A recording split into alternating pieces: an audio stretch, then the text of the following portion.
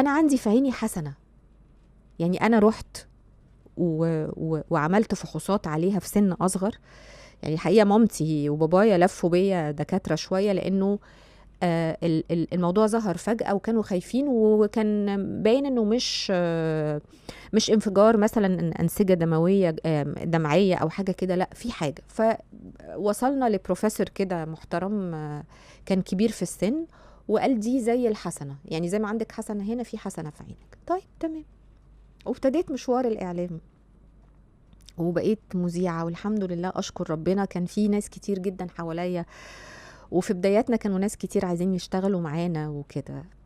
ففجأة لقيت رئيستي في الشغل عاملة لي اجتماع مغلق. خير، في ايه؟ انا عملت ايه؟ انا ما عملتش حاجة، لسه عيال صغيرين بقى بس فرحانين بنفسنا يعني، والناس فرحانة بينا. فلقيتها بتقول لي هو يعني احنا بس عندنا مشكلة. قلت لها مشكلة؟ انا ايه؟ خير، في ايه؟ قالت لي هو انتي عندك ايه في عينك؟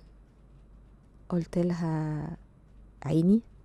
عندي ايه في عيني؟ كنت انا نسيت الموضوع ده وانا يعني في الجامعة مثلا. قالت لي انتي عندك حاجة في عينك. قلت لها دي حسنة يعني. قالت لي حسنة؟ قلت لها قالت لي عاملة لنا مشكلة كبيرة قوي. قلت لها ايه؟ قالت لي عاملة لنا مشكلة كبيرة قوي في الكادر. قلت لها كادر ايه؟ قالت لي لا يعني مديرين التصوير مش عارفين يظبطوا الإضاءة. والله بجد اعملوا كلوز اب لو سمحتوا لو تقدروا يعني. قلت لها معلش تاني استوعب، بس استوعب. وانا الحقيقه متعوده ان انا لما بحس ان حد قدامي ده كده احنا دخلنا في الشر يعني، لا تعالي نفهم بقى. قلت لا تاني حضرتك ممكن تعيدي لي كده الموضوع كان ايه؟